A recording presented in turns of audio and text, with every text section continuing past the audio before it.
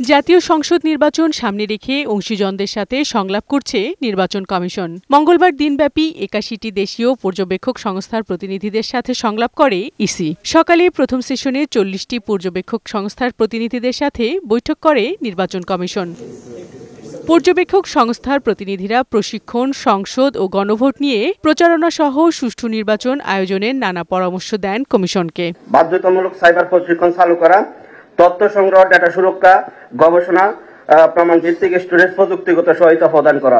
পর্যবেক্ষকদের নিরাপত্তা নিশ্চিতের আহ্বান জানান তারা। কমিশন থেকে পরিচয়পত্র প্রাপ্তিসহ সকল কার্যক্রম সম্পন্ন চান জটিলতা ছাড়া। প্রতিবন্ধী ব্যক্তি, পিছিয়ে পড়া জনগোষ্ঠী, আদিবাসী, শ্রমিক, বয়স্ক মানুষ, তাদেরকে কিভাবে আমরা তাদের ভোটটা এনশিওর করব, সেই জায়গায় নির্বাচন ভোট কেন্দ্রে কি ব্যবস্থাগুলো আপনারা রাখতে পারেন সেটা একটু দেখতে হবে আমাদের।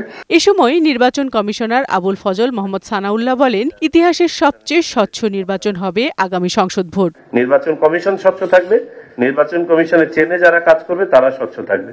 সুতরাং আপনাদের কাজ করার প্রথম ক্ষেত্রটাই থাকবে অত্যন্ত স্বচ্ছ।